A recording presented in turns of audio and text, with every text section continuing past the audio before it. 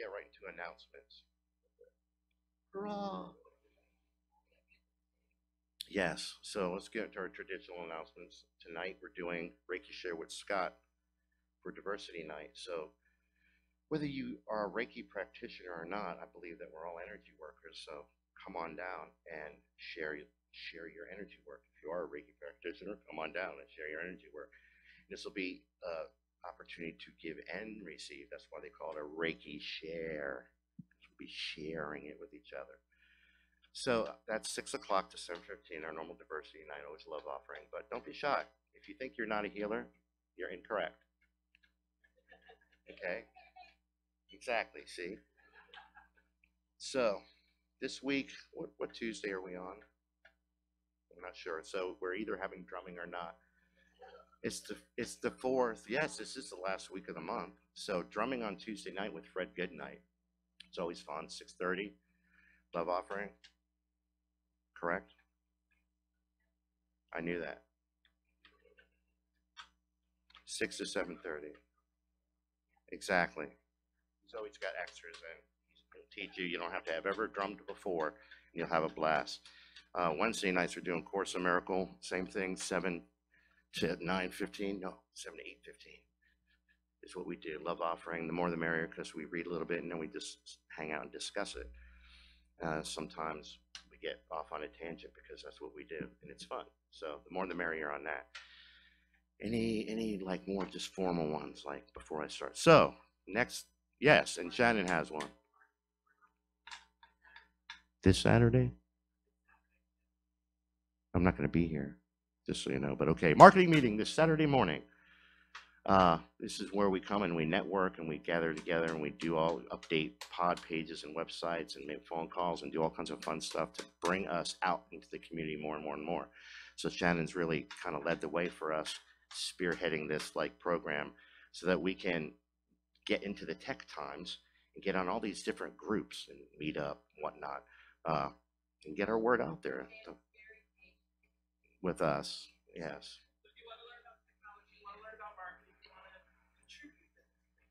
And time, talent, or treasure. Remember that.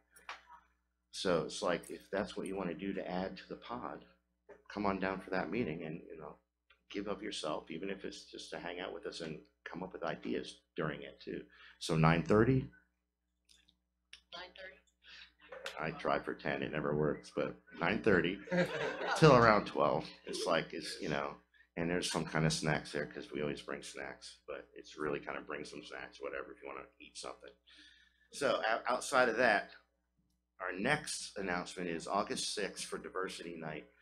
We're going to have Donna Frost here again for a concert. Yeah. So who hasn't heard of Donna Frost? Okay, so the people who have to tell you how awesome she is. She hangs out with the ukulele, and she's this itty bitty little thing that has this big energy and this big light, and she just has a way of making us all smile and having fun. Very country-ish, hails from Nashville, right? So, but a delight. And last year we got discombobulated, so we missed out on her. The timing got all discombobulated. I think the year before that she hurt her arm, so we haven't had her. Yeah, so we haven't had a chance to have her back for a while. So this will be a real treat. So that is August 6th, Diversity Night. I don't know when next week Diversity Night is. Yes, I do. It's Drumming Circle for next week. So August 6th, Diversity Night, we'll make an event for that so that everybody can come out. The next announcement is on September 12th, which is a Tuesday, very weird. It's not a weird day, but it's an odd day of the week for us to have an event here. But we're going to have a Bob Saima concert. No. No. Yes. So right. Tuesday night, September 12th. And we're going to do it from like 7 to 9. And I've been corresponding with them. First, they emailed Mel, and Mel directed it back to us. So I jumped right on it because I missed that one. I wasn't feeling good that night. And then everybody had such a blast. And we've got a boatload of his music here. And every day, or every Sunday anyway, we close with peace signs and laugh lines. And when we told them that, it just brought a smile to their hearts. Kind of like when Gary Lynn Floyd was here, and all of a sudden we started singing One Big Family, And I mean, he starts playing it, and we already had the words up on the screen, and everybody else jumping around knowing the word. Man, his face lit up like a little 5-year-old. So I'm sure that Shannon and Bob had the same thing, because they said they were smiling ear to ear when they found out we closed our service with that song. So they're already happy to have coming back, and they hadn't even known that part yet. So we have a way of really, really touching the performers that come here. As small of a community as we are, we're so big in our light that it beams out, and they just have a blast. So tell as many people as you can, because it is a Tuesday night. It's a suggested love offering, or they call it consciousness contribution, of 15 to 30 bucks. No one's ever turned away here for things like that. That's where those tables turn, one moment we're in scarcity and others in abundance, and vice versa. So just, if you don't have anything and you still want to be here, be here. Know that your brothers and sisters are going to take care of you in one way, and that Bob will be taken care of by the abundance that we attract and provide for him. We're going to get these events out as quickly as possible so that we can attract a lot of attention. And hopefully it's like standing room only in here, because he's really groovy and really fun. Already given them to their Miss Lady. We found them. So it was your daughter's, your rings.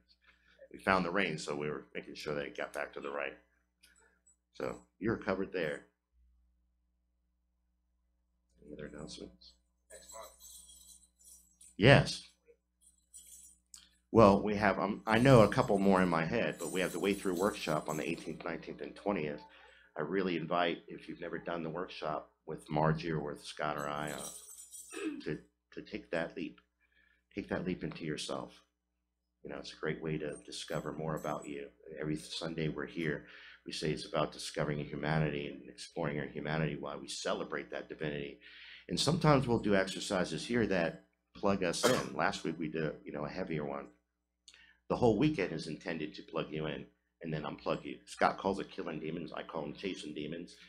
But the point is that the demons are gone, and the demons are all self-created anyway, because we just keep going over and over that pain in our body. So I invite you to do that. Or if you have done it, share it with someone.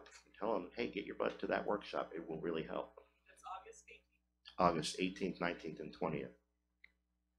So last week I also invited folks to speak in August when they want to. This just in. I like saying that.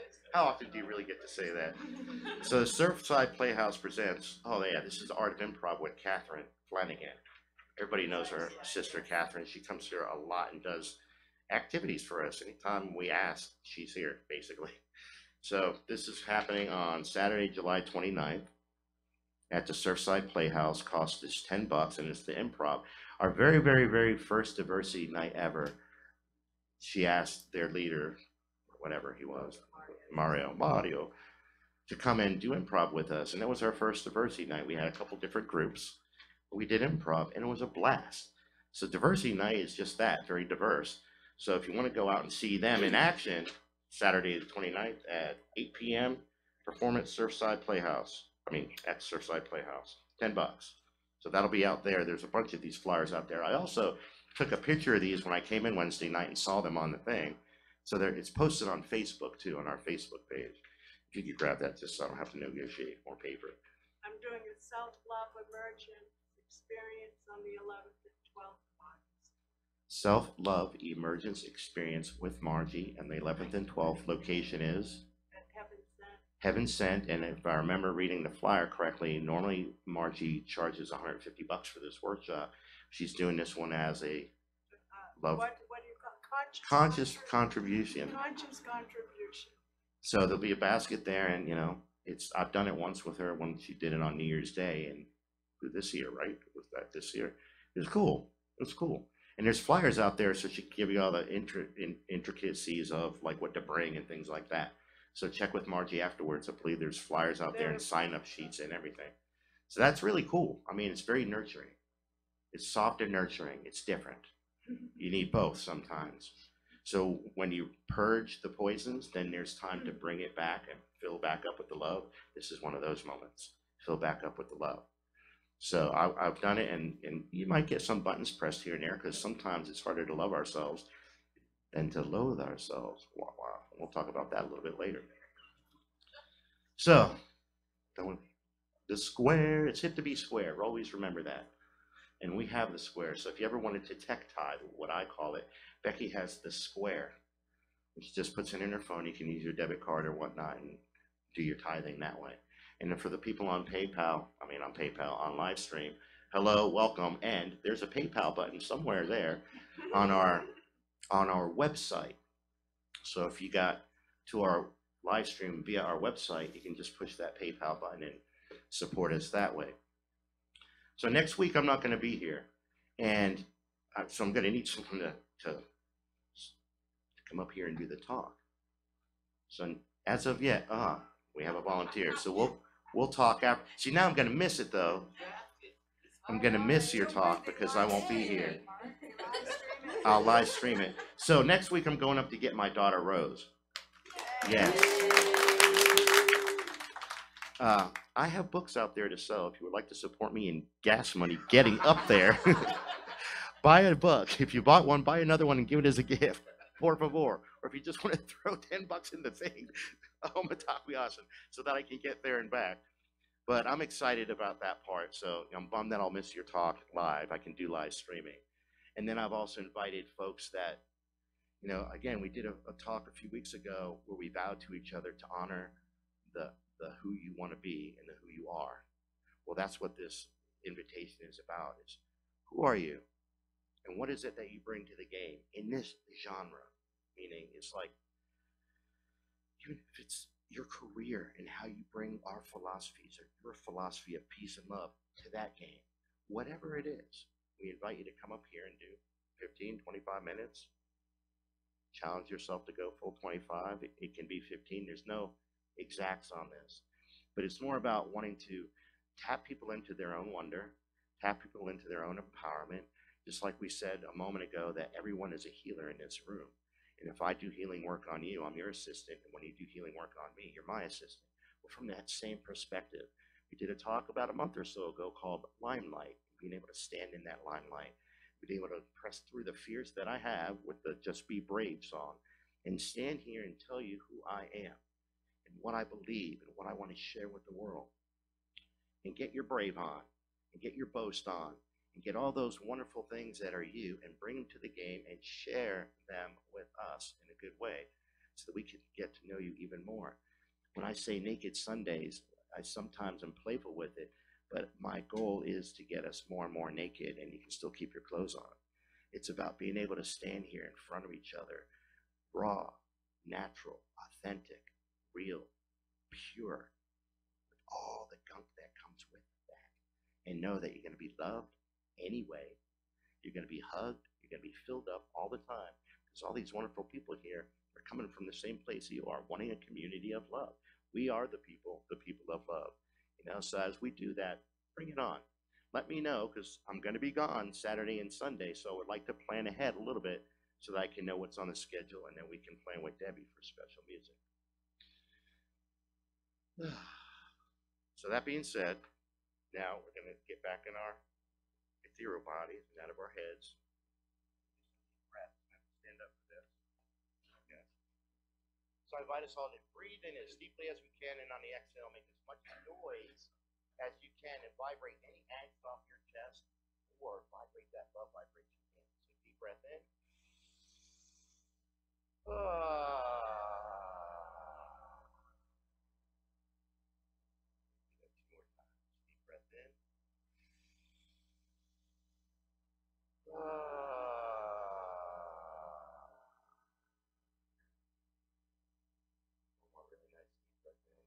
Exhale as much as you can on the way out. Deep breath in.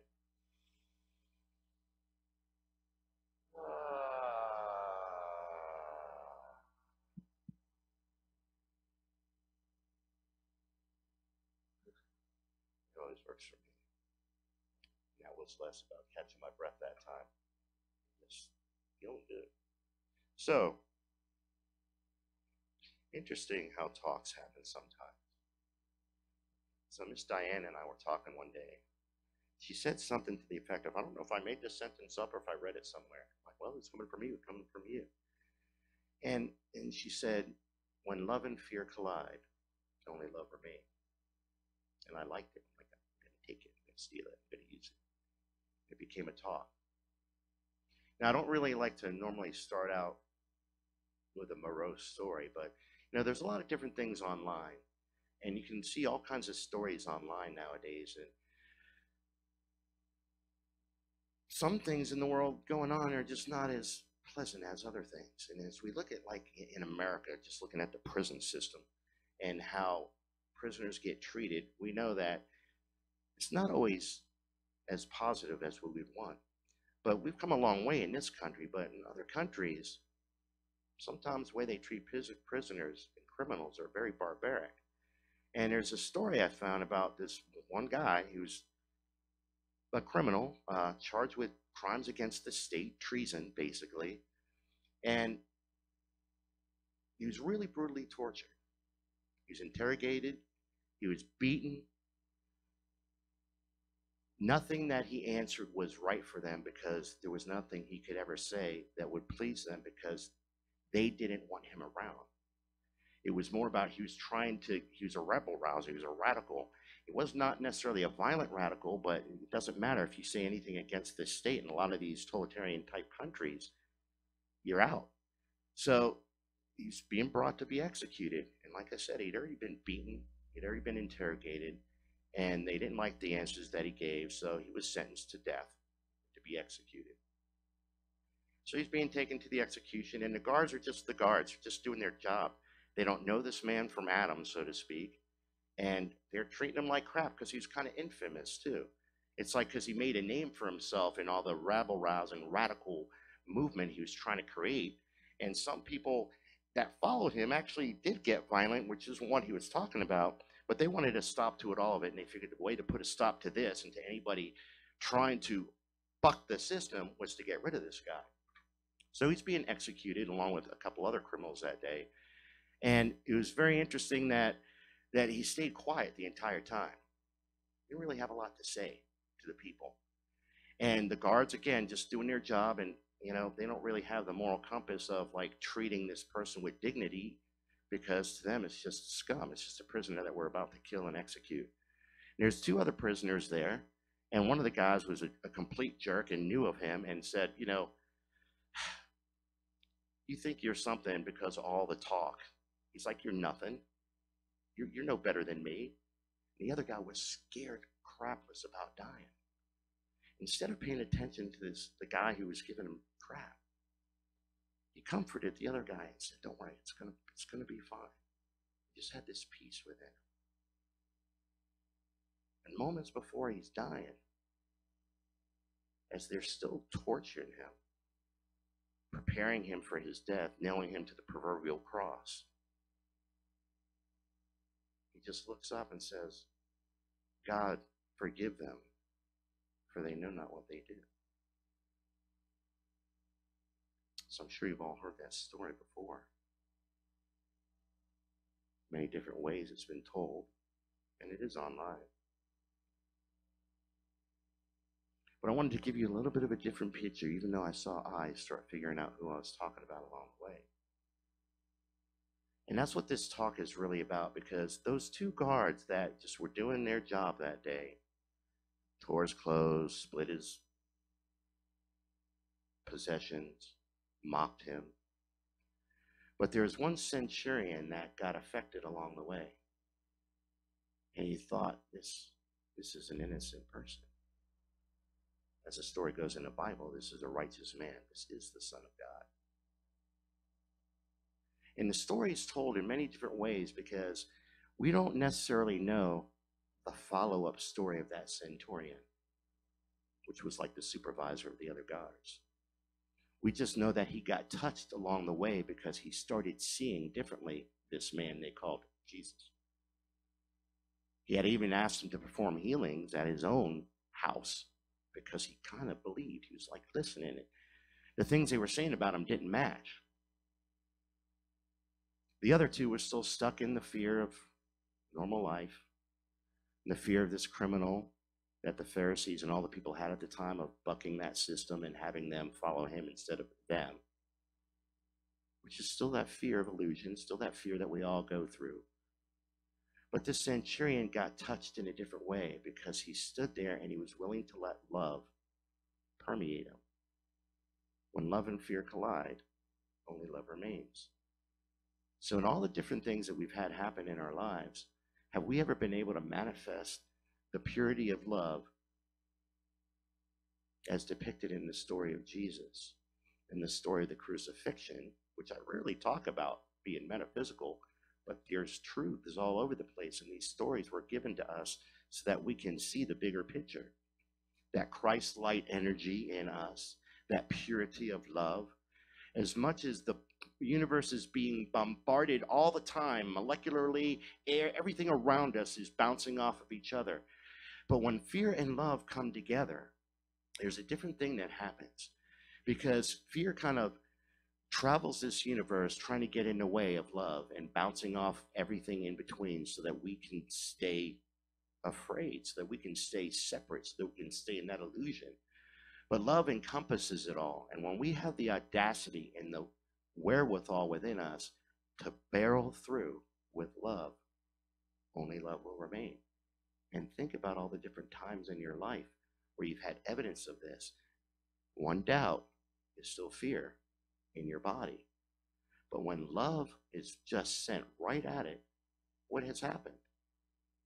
I know that all the times in my life that I've combated my fear with pure love, that one, it wasn't a fight, it was a surrendering to, and I pointed to the mirror because I think that's where I surrender to myself the most, where I invite people to surrender to themselves the most, to surrender to that peace, that love within them. So knowing that as I'm going through this life, that fear is going to come up all the time, and we talk about fear all the time because it's a major precedent in all of our lives. Course in Miracles talks about it in a different way, where they'll say that we're in our wrong mind, that we're not in our right mind, we're not thinking with the mind of God, Spirit, all that is, whatever that word translates for you, the God of your understanding, so that these words get in. That when we're creating from the place of love, that we're also creating from the place of our God self, or our God mind, pardon me, and that fear can't coexist at the same time with love. And when we battle it, because so much of us think everything is a battle, to know that, okay, look at it as a battle and then just charge forward with love. So, yeah, we're going to do this now. So, there's a song, I never know what I'm going to do. There's a song by an iconic gentleman that transcends time. And you may have heard this song, and you may not have. Just hang out with it it's a 2-minute and 50-second song where there's a video of it, and you'll know who it is as soon as you see it, and I'll get out of the way.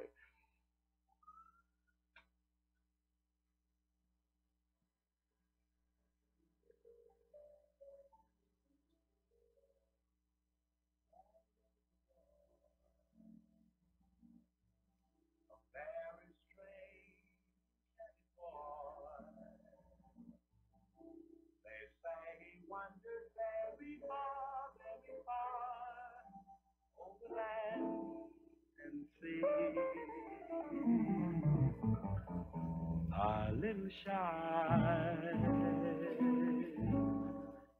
and sad of eye, but very wise was he. And then one day, a magic day, he passed my way.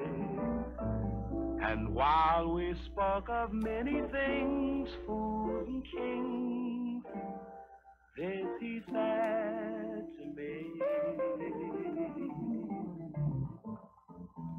the greatest thing you'll ever learn is just to love and be loved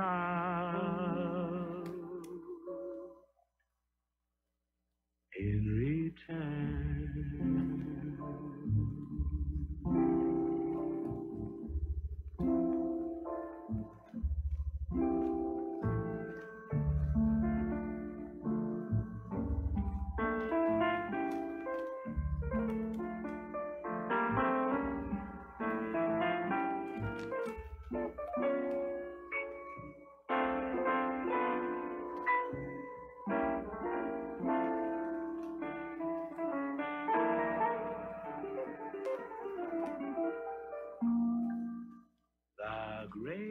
thing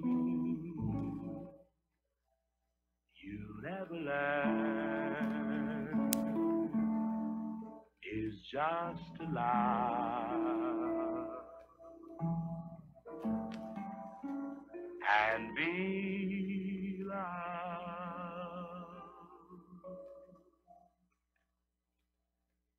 in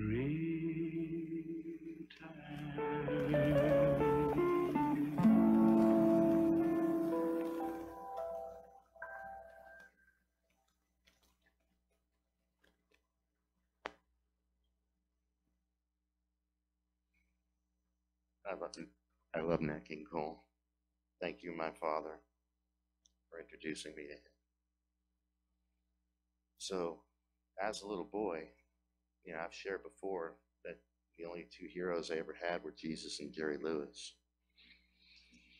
And, you know, wasn't like I didn't tell people about Jesus. I just listened and did what I thought he meant.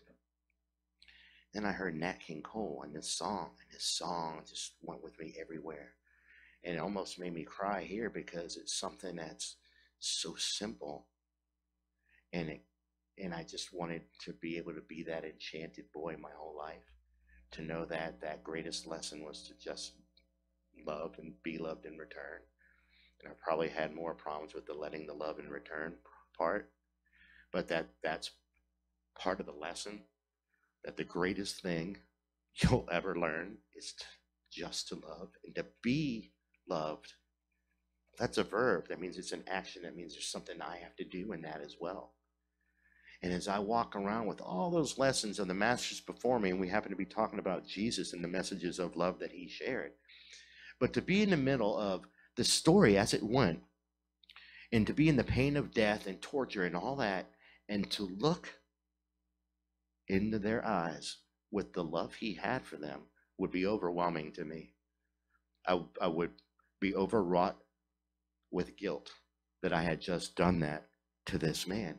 But at the same time, to feel the peace within you, take all that guilt and melt it away because his love was so pure in that moment.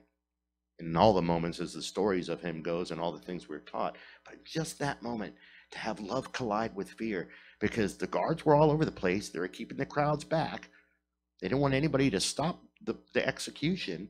And everybody was freaking out and grieving and all the drama was going on that you know of that story.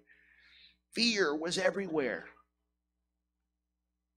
And even from that moment, it was one of his greatest lessons of to still project love, to still just beam pure love at everybody. I don't know if I could be that good. And I've done my best to emulate those behaviors all the time in my life. But I know that golly, I was telling him just the other day of the crazy stuff that was going on my street. And it's like, and fear and love was present in both me. It's like I wanted a gun in this hand and a flyer for the workshop in the other. And to know that in the essence of love, if I had no doubt in my way, not one iota of doubt, I would have been able to walk there and diffuse it all. And I got afraid. Fear came in my life. I have a kid who'll be coming home, keep a low profile. Even, you know, like beef ox medicine and da-da-da, which is cool and wise on one level, but I had to admit that fear was present. But it wasn't so present that it took me over because I put love into the situation in my body. And I heard the crazy antics of the person as they were screaming and yelling and knew that they were just in pain. So I sent love over. The cops were now there. We were all secure. The fear element was gone. All I had to do was be in that love. Well, if I can do that more and more and more, open up your body. Sorry, God. I'm busting your chops. To be able to collide full force with fear and know that only love's going to remain because we're still afraid that love won't win. We're afraid that love won't win. We become afraid that love won't win. And tell me a time where love didn't. Name one time in your life where pure love didn't win. It doesn't mean all the circumstances in your life changed. You may have been still broke, you may still have been sad, you may still have been grieving over something, but I'm telling you, the fear, that sadness isn't fear. That's not synonymous with each other. Fear is that false evidence appearing real. Sadness is real, because how you feel is how you feel. And when I own that and bombard it with love, the fear can't talk to me anymore and tell me who I am or who I am not because of my sadness or my grief or any misthought I may have had. Fear wants to come in and tell you that you're nothing. Fear wants to come in and tell you that you failed. Fear wants to come in and tell you that you are unholy, that you are disconnected, that you are not God.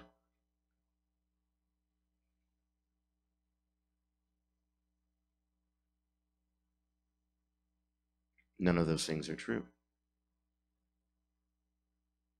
And when I bombard all those negative thoughts with love, only love remains.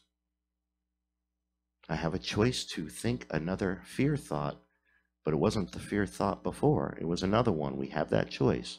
But then I have the choice to bombard it with love again, and only love will remain. Only love will remain.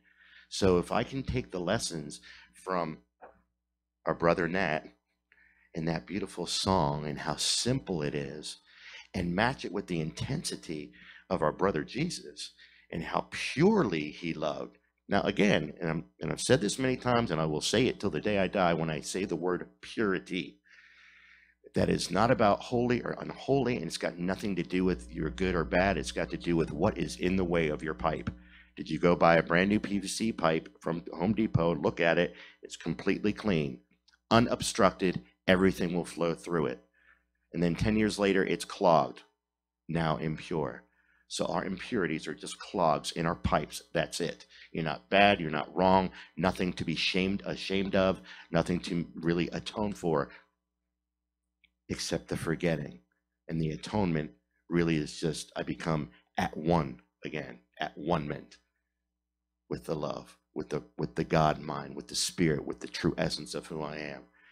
But when I bring that magical little kid with me along the way, and I sing this song, that Nat King Cole song, I could be that enchanted little boy or little girl that travels, land and sea, spreading this word. We sing Peace Today by Faith Rivera. And then every Sunday we'll come up and I'll do a prayer into the tithing, and we'll always talk about surrendering to the peace or standing up for the greater good, or kind of looking at the lyrics in that song and realizing that that's what we're here about. We're here for peace. We're here to spread that peace. We're here to share that love with each other. And I love all these cosmic metaphysical talks that I do, and I love hanging out in the ethers, and I love doing that frequency, vibration, love thing. But sometimes it's just as simple as love and fear. That simple. Bottom line it. All the way down to it. What prevented me from shining today? Fear or love? Has love ever prevented you from doing anything you wanted to do? Love. I'm not talking about your mind. I'm not talking about infatuation. Love. Agape. Love. But fear has stopped me from doing many, many, many things. How did I get out of that moment? How did you get out of that moment? What did you do? Remind yourself, remember in this moment right now what you did. And I'm going to guarantee you that you pumped love into the situation somehow, some way in your body. Whatever you read, with whatever modality that you chose to use, whatever ceremony that you took part of, whatever dogma that you brought into you from yesteryear and yesterday and used as a tool, I'm telling you, I bet you pumped love into that situation, and that was just the form of love that you use. We're very much into the sweat lodge and Native American thing, but that's just a fraction of who I am, who they are, who we are. We're allowed to use any tool of love that we can to bombard fear. So if my fear became so strong today that I need to go into a sweat lodge to bombard it, then I'm going to do it. But I'm telling you, the fear is not going to remain in the sweat lodge. Impossible. Only love will remain. Now, maybe it sometimes gets chased away, and sometimes it just gets welcomed into the fold, because love will encompass all. Love isn't trying to get fear to go away. Love wants fear to surrender. And remember, fear, just personify it, is afraid. It's just afraid. That's all it is. And when love bombards it, fear's like, You love me too? What a concept, right? So many times, that's why I'm trying to change this word battle, but I wanted to use it on purpose at first because we think we're battling it, battling it, battling it, battling it. And it's like, no, surrender, surrender, surrender, surrender. White flag it. And as these love and fear things collide, know that you're going to watch a bunch of fear molecules all of a sudden have smiley faces on them, being silly and trying to get into that little kid space. But, look at little kids. Watch them when it comes to love and fear. Man, they're so instantaneous. They're so instantaneous with it because sometimes they get afraid of the real things to make them afraid, like they're in jeopardy of their life. And then we get older and get mental and then terrorize ourselves with fear. I'm the greatest Stephen King writer in my mind against myself. I have written some horror stories and nightmares and then played them back over and over and over and over again. I'm like, man, burn this book. And then there's like, oh, there'll be no book burning. That's censorship. It's like, okay, then what do I do? Love it. Because that's fear talking to you. That's fear telling you that all these negative things are true and that you're not really of the light.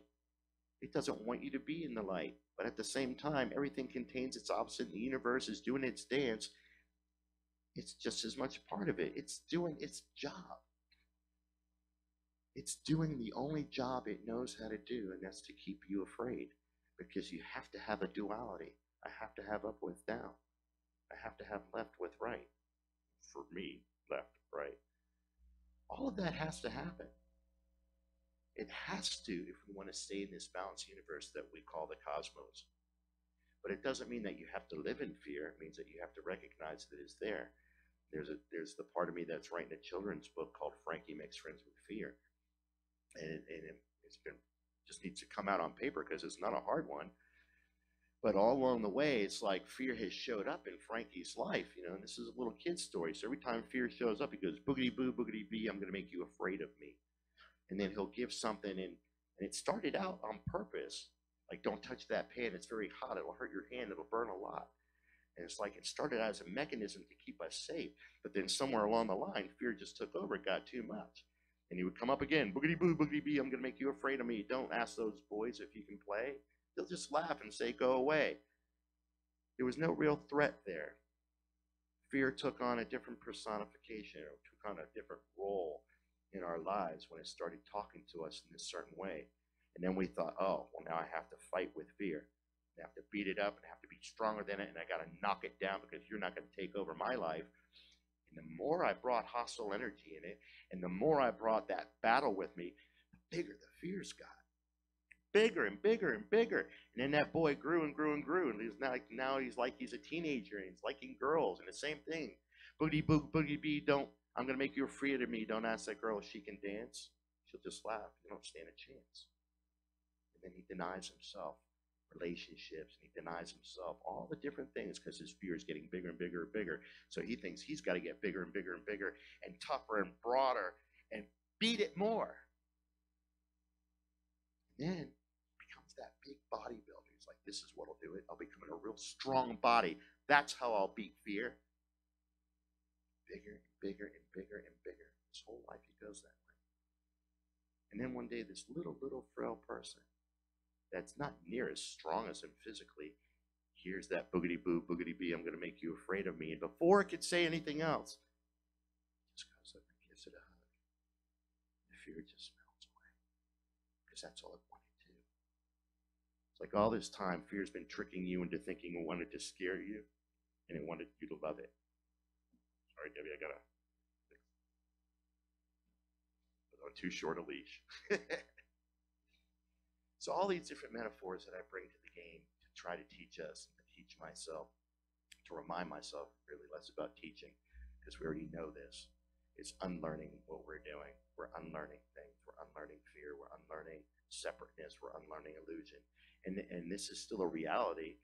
It's a 3D reality. It's a co-created reality. In this 3D reality, there's this metaphysical thing, this non-physical thing called fear that can jump on you and ruin your 3D world.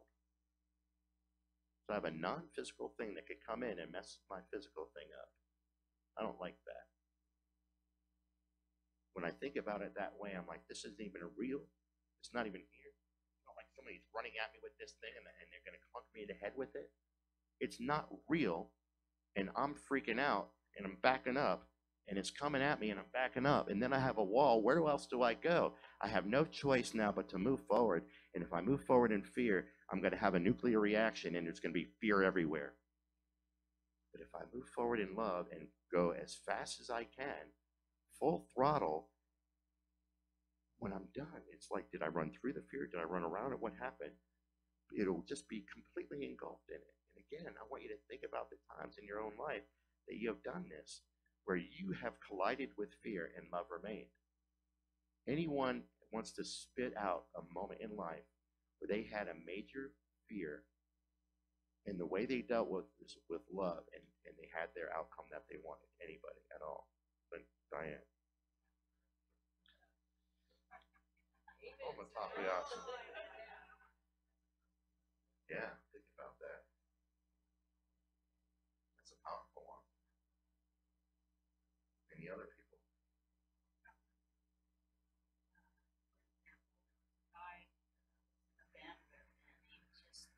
Really irking me, really. And I have those movies in my head, you know, I'll say this and I'll say that. And I prayed about it a whole lot, and I finally realized just be kind. And I did, and it really diffused everything that was going on. Diffused me. Yes. I've used the example before of standing in a line at a Zippy store, and I say Zippy generically, with a line of angry people flustered because the person behind the register is either new, slow, computer malfunction, for whatever reason. And to be able to diffuse that situation, because fear, it's still fear. It's not loving. Oh, whatever they're afraid of, they're not going to get to their place on time. That person got in front of them. Whatever they're afraid of doesn't mean it's real. It's nonsensical most of the time, but it's still under the headline of fear. It's definitely not under the headline of love. But when I put love into that situation and collide fear with love, only love remains. And I've watched it happen. And I've given you guys the example of watch the whole line diffuse. And everybody goes, oh yeah, I remember my first day. Oh. And people start even joking around about how gorky they felt on their first day. And all that stuff went away. And now that person who was all in petrification because they felt the energy of all these people, it's almost like a lynch mob, and they feel like they're next. Fear got to go away from them. And then if you have the real bravery and courage to turn around and look in that person's eyes and go, you're good. Take your time, go. Give her or him even more love in that moment. Wow.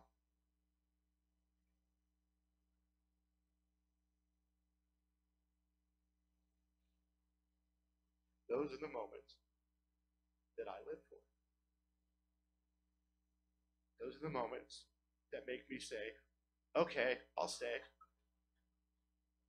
Because all those other moments make me sometimes not want to be here. And I know we've all had those moments like, wow, what the hell is wrong with this planet? These are the moments that make me proud to be on the planet. When I see people loving each other, when I see people being brave enough to collide with fear, with their love, and have the faith and trust that only love will remain, I'm like, okay, Spirit, thank you. That's all I needed. That's all I needed to give me one more day, because sometimes I needed the strength to build up that love to collide with my own fear. And if I see you do it, you give me the courage to do it. And when you see me do it, I can maybe give you the courage to do it. And if we're all empowering each other, I dent you to like want to fly out right now. If we're all empowering each other to stand in courage and to collide with fear with our loving as much as we can, what will remain in the world? Love. So, God, I'm Mushada this morning. We've got all this political stuff going on. We've got all this yucky stuff going on. We got crazy stuff going on. And people want to rise up. There's people that want to revolt, combat. And I'm like, this is the time even more to collide with love. to beam as much love into these situations as possible. It's like in my judgment, because I'm a human being that has a mind, and in that mind there's a bazillion different aspects of it and thoughts, and one of them is a jerk. Well, probably a couple. And I'm just owning, I just dropped a dime on everything in me. So somebody's driving by, we're talking nanoseconds of nanosecond thoughts, okay? Trump Pence sticker. What do you think? What do you think jumped up here? It wasn't, oh, what a loving being they are. You know, what kind of idiot? And I caught myself. I'm like, Mark, that's not how you do it. That's fear keeping you separate. That's fear wanting you to be right and them to be wrong. It's like you already did the lesson. The closer to the shadow, the closer to the light, the bigger the shadow. So it's like right now we have some serious shadow time going on in the world and in the country. Maybe the human race is getting closer and closer to the light. And just understand that to everything there is a season. But the only way for us to do this, the only way for us to do this, is to collide with love, no more combat with fear.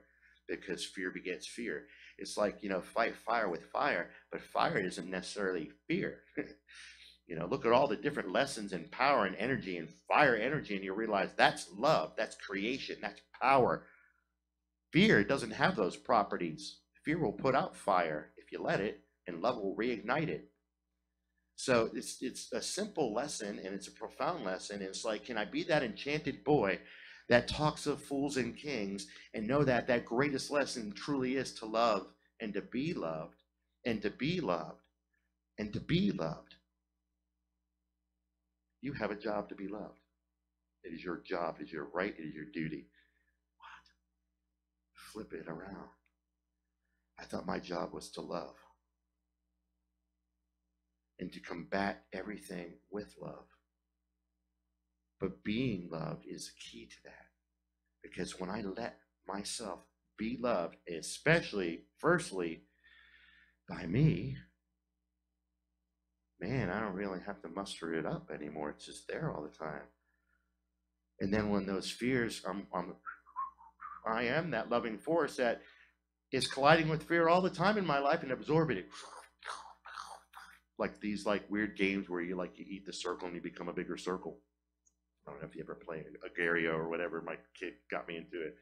But my point is, it's almost like you absorb it and it transmutes it. That's what snake medicine is about. That's what snake teaches us, to transmute what was poison into medicine. And we know that venoms become medicines, not only for an anti-venom medicine, but medicines that heal other diseases and things in the world. Scorpion medicine does the same thing, as I look at the Scorpio in the room. But we'll talk way else. But knowing that the stings of each other sometimes, you ever heard the word, you got to kill them with kindness? That's love, man. Just be present for it. And as we get more centered in our stuff, we're going to be wise enough in the moment to know when I need to be loud with you, when I need to be soft with you, when I need to sting you.